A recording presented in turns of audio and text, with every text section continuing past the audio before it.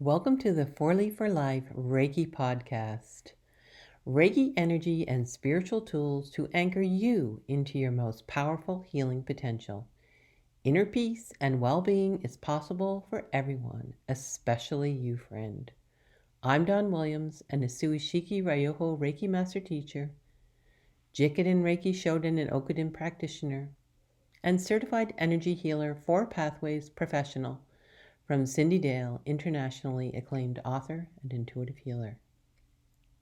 This channel values the traditional aspects of Reiki while simultaneously moving beyond the protocols themselves for deep inner expansion and modern-day vision and perspective. Let's do this. Welcome. The last structure is, of course, on video with audio. Interacting with your client one-to-one usually is how we begin. We may extend that into group offerings, which is another wonderful way to create a healing sacred container.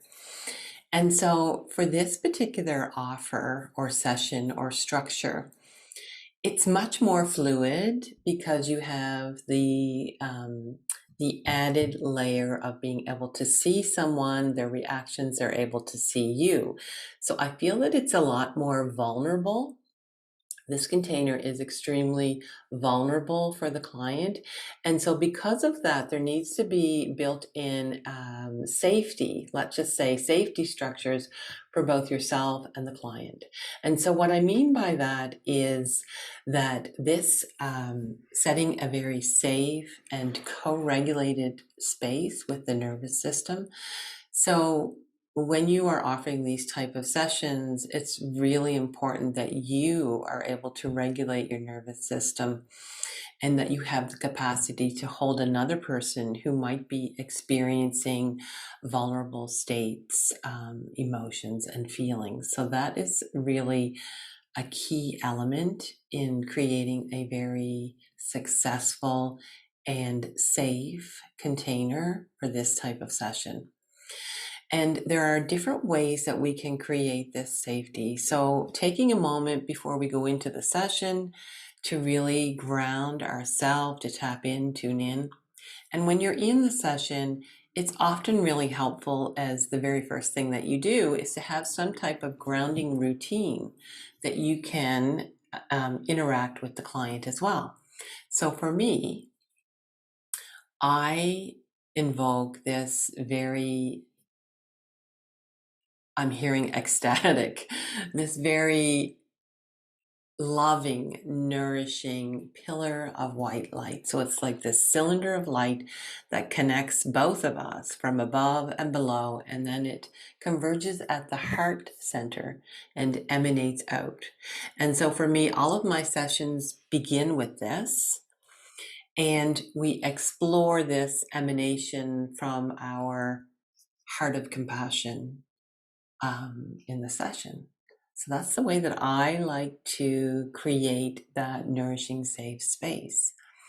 It's also really helpful when you first start the session to ask the client, so how are you? How was your day? Or if you know some little information, like I saw on Instagram that you have a pet dog, he's really cute, or something just really everyday, very grounded, very easy to allow the conversation to begin to flow.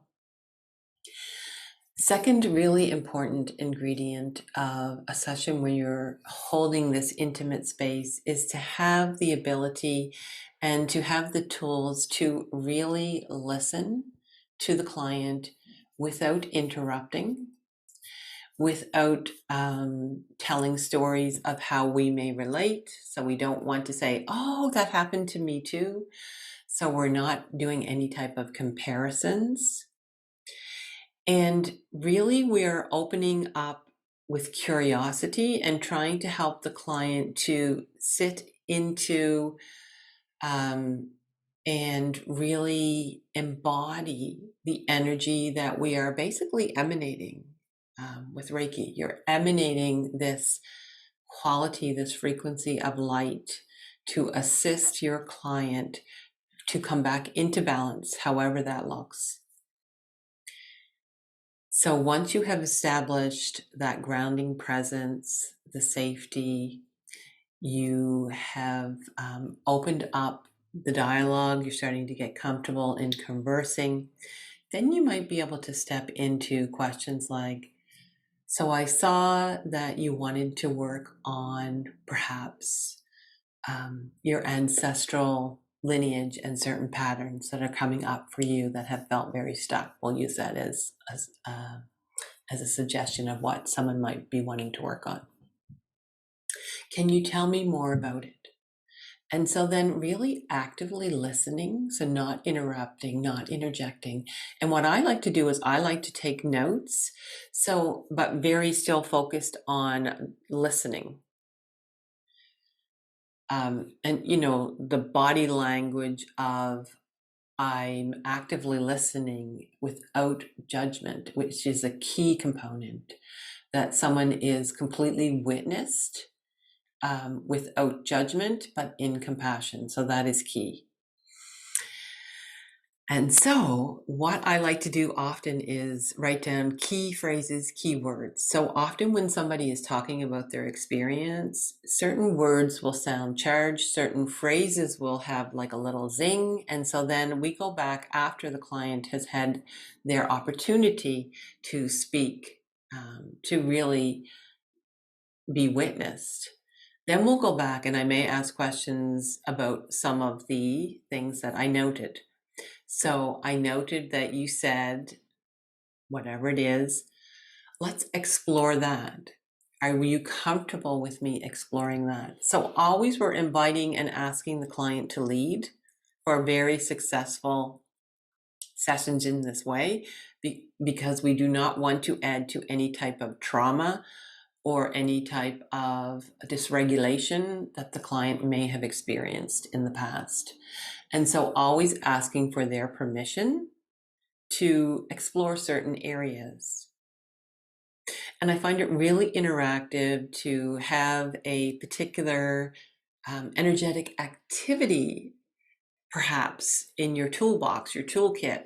So if things aren't flowing with the client leading and you asking questions and exploring with the energy, however it is you do, you could be saying, I'm now, again, focusing the Reiki energy in a particular area. How is that feeling? What's coming up for you? They might get a vision. They may have a memory. Often people will have, oh, that's weird. I just remembered when I was 10, blah, blah, blah, blah, blah. So then that is the next breadcrumb, the lead that we take to explore. And it always creates this really meaningful experience that sometimes, you know, often you can't even imagine where you're going to go, and the client may not even have any idea as well on some of the layers that are contributing to the issue that they want to attend to. So it might be that we go back in time to when they were 10 years old. Perhaps we'll be looking at some of their inner child. Perhaps we'll be looking at trauma bubbles and integrating them back into the energy body. Perhaps we'll be looking at the Akashic records and karmic patterns and how they integrate.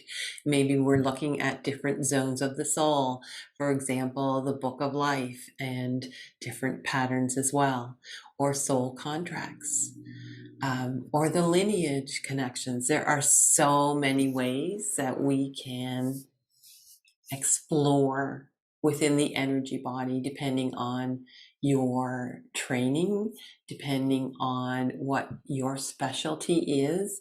And of course, when you're first starting out, you may not be aware of something as your specialty. And so you're exploring with the client as well and just allowing what to come up. So if you have very simple tools, for example, like the pillar of light that I talked about, or even even the chakra system is like this perfect portal for exploration. So you might,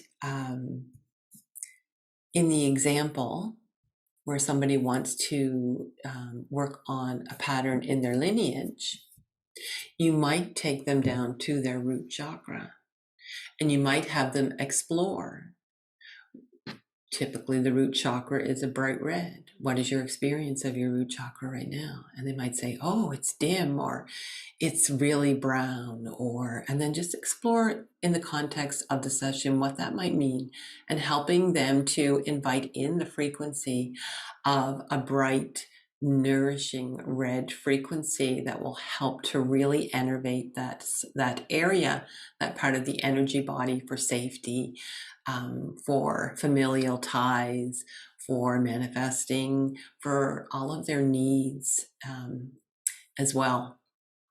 And you might even do something to help them intuitively, because we don't have to do all the work. And it's really powerful when we're leading them and we're providing some of our intuitive reflections and thoughts, but allowing them also to lead in the energy and where it wants to flow and what is really important and key to their experience, because they are the expert on them as you are the expert on you.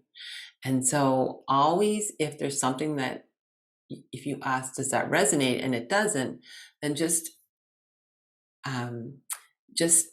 telling them that we're just going to let that go. And maybe that will flow back in at another time. Maybe that will make more sense later on at a later date, or maybe not, because it is always your experience that we are using as our main template for this healing. And so other things that you could do is you could invite in, if your root chakra were a house, what would it be? What would it look like, for example? And that sounds kind of random, but you would be amazed at what people might come up. It might be a cave, which indicates that there is something perhaps secretive, something, or maybe there's a treasure. So if they did say that it was a cave, then I would say, would you like to explore that? And most of the time they say, yes, I would. And so then, for example, you might lead them, okay, let's imagine that you are standing in front of the cave. You are safe and protected through divine love, divine wisdom, divine power, and divine truth. What do you see and what do you notice as you enter this cave? How are you feeling? Oh, there's another chamber. Would you like to enter it? Is there a door? What does the door look like? Put your hand on the handle and let's open it together. And if they're feeling afraid, sometimes they might be a little afraid, we can invite in a guide, a healing guide or energy that can be with them and with us and envelop them in divine white light of Reiki or gold or violet or whatever energy is resonating. And then when they're feeling safe and regulated, invite them to open that door and to explore. And it really can be amazing when you approach sessions this way. And so as you wind up your session, oops, I got so excited I just reached out to my mic. And I'm noticing I have these marker points on my hand. So for me, as an aside, everything that happens in the session informs the session, metaphorically, symbolically, not within my experience, but within how can we use this as a doorway or portal or opening to really explore further in the session. So for example, if I noticed that there were dark black on my hands, I might say, let's explore your hand chakras. Let's explore the flow of energy there. Let's explore what the hands represent, the doing from the heart. Is there some type of energy or some type of blockage that feels like it's preventing you from doing and the giving with the heart from your soul purpose on what it is that you need to do? And so we would explore that as well. So you see there are many, many different ways to create these visual, audio, experiential communications and healing sessions with our client over Zoom. And to be honest, I love all of these types of structures, and they each hold a particular quality. And the quality of this one is really meeting another human being where they're at, with compassion, with grace. And it is such a, it feels so connected and loving. And it is also a big responsibility. So that is why I suggest, when you're first starting out, especially, moving up from the first structure of not really having this kind of contact, but being able to really moderate and create the communication, taking the time beforehand before you send it to the client.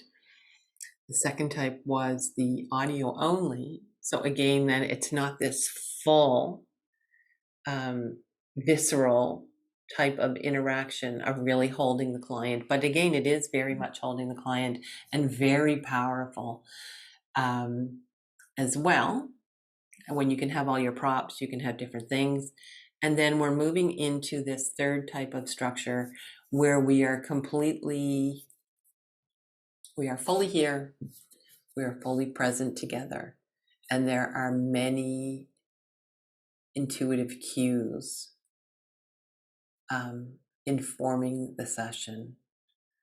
And so I hope that you found this to be very helpful and informative. And of course, I love to help other Reiki practitioners to experience this for themselves, because really you have to experience and be comfortable within your own healing journey, and then we share with others. I also love to create mentorship sessions to help clients, practitioners who love distance Reiki or in-person Reiki or other healing modalities, to create something really unique. Like, for example, perhaps you love crystals and you want to combine it. Perhaps, like me, you love symbols and you really want to deep dive and explore it. Perhaps you're really interested in ancestral healing or lineage legacies. I have some really incredible resources and techniques for that as well.